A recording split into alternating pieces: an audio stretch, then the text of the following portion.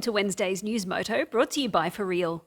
In this News on Two Wheels, you get to watch footage of a ride in Cambodia while I update you on the news of the week. Today's ride takes us to the countryside near Bakong. I'm sure you'll agree that it's a beautiful part of Cambodia. At Riel, we donate the money we earn from YouTube to charities in Cambodia. Here's the total we've donated so far. If you didn't watch our videos, we wouldn't earn any money, so thank you. This month, we've been working in partnership with Heartprint. If you live in Siem Reap, you can help by donating stationery items for Heartprint to use in their children's programs. Check the description of this video for a link with all the details if you're interested in getting involved. There are just a few days left, so if you were thinking about it, now is the time to act. Don't forget to like and subscribe, as this helps to promote our channel. We really hope we can keep growing the channel and keep donating more money to charities. The links to the charities we support are in the description of every For Real video, so if you'd like to find out more about what they do or donate directly to them, you can go and find the link and do so. Okay, now the formalities are out of the way, let's get into the news. It is Wednesday the 29th of November.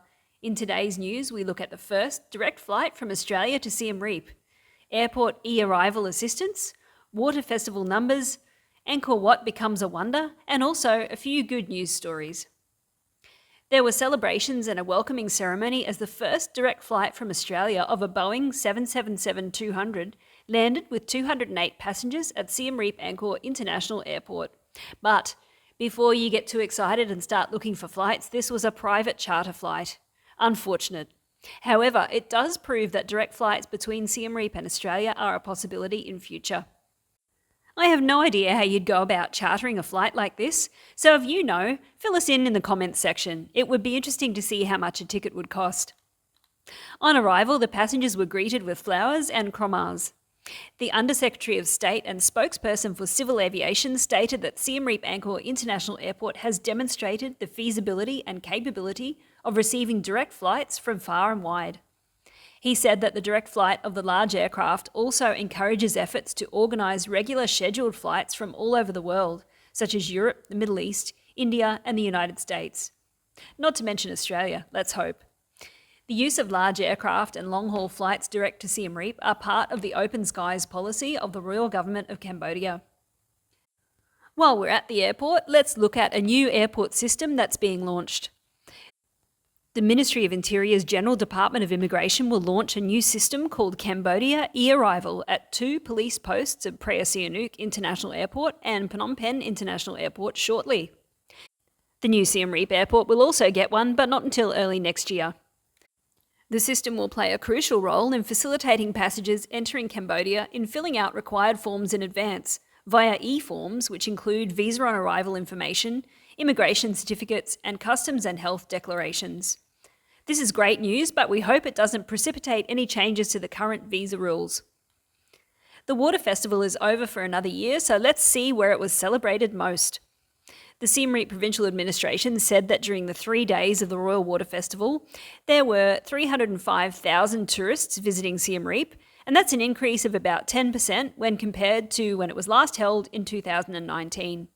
However, only 14,261 of those were foreign tourists, and that is a decrease of 46% compared to the same period in 2019.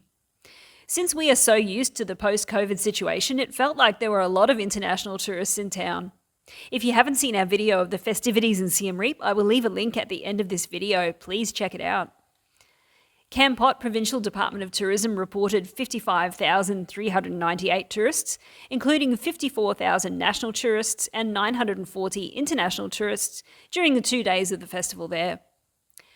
262,411 people visited Praia Sihanouk province. We're still waiting for the final numbers to come in, but we can safely say that Phnom Penh won.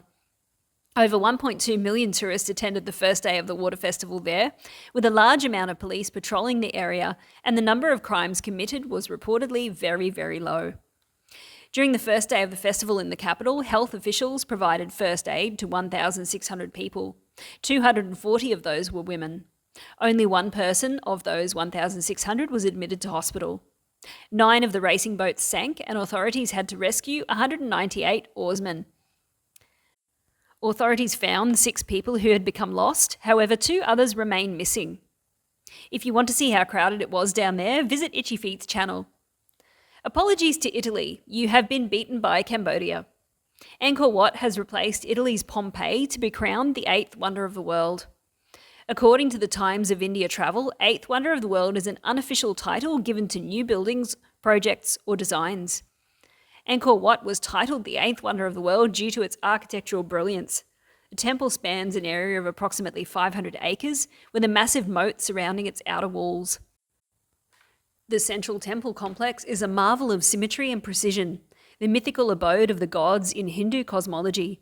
It's a wonderful place to visit, and the scale of it is overwhelming when you visit for the first time. Now for 2 only in Cambodia stories. Unfortunately, a man died after he inadvertently electrocuted himself while stunning fish.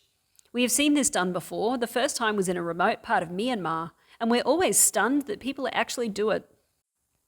Village sources state that the man mistakenly touched a pond into which he had introduced an electric current while killing fish.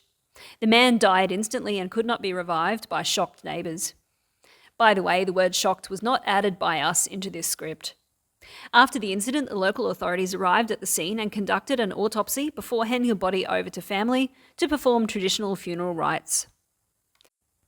The National Centre for HIV/AIDS, Dermatology and STDs announced that a total of 80,000 condoms and 20,000 packages of lubricant were distributed for free to oarsmen and others who attended the water festival in Phnom Penh. I wonder if the oarsmen would be too tired after racing to be able to use them. I digress though. Partner organisations including Men's Health Cambodia and Cambodian Women for Peace and Development helped to distribute the free items along with 600 t-shirts during the festival. Free voluntary blood tests to diagnose HIV/AIDS for anyone, oarsmen or members of the public was also conducted. The program manager at Cambodian People Living with HIV Network said that he remains very concerned that HIV/AIDS infections are still increasing among young Cambodian males. Since the water festival brings together so many young people, it is a good idea to help make sure they are protected along with their partners. Grab some beanies though, it's getting cooler in Cambodia. The Ministry of Water Resources and Meteorology has issued a notification on the weather situation in the Kingdom of Cambodia. The high-pressure system from China continues to extend and increase its impact on Cambodia with moderate northeast monsoon winds. Temperatures will range from 22 degrees Celsius to 34 degrees Celsius, so some fantastic weather for anyone planning a visit in the near future. If you're heading out for a sunrise at Angkor Wat though, remember to pop on a cardi as it can be a little chilly. Now we have some good news to finish off. The Governor of the Kampong Speu Provincial Board of Governors congratulated candidates who passed their final school exam and announced a gift of 1 motorbike per person for 17 A-level students who achieved the highest results in the province. The Ministry of Education, Youth and Sports said that more than 130 candidates participated in the high school exams, of which 98,460, or 73%, passed the exam. Of those, 1,673 achieved the grade level of A. Well done to all those students who passed, and good luck in the future.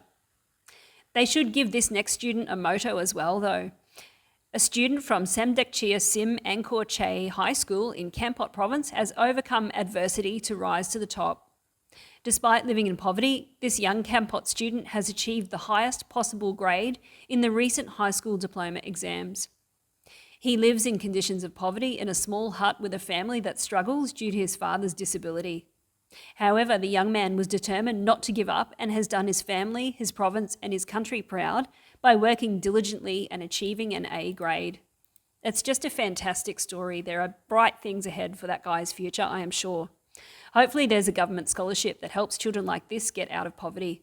If you know of any organisation that can help him get to a university, please reach out so that we can donate. We would love to see a fantastic ending to that story. This brings us to the end of this week's news. You're now up to date with all of the most important events in the kingdom. Thank you so much for watching. Take care, have a great week, and we'll see you very soon.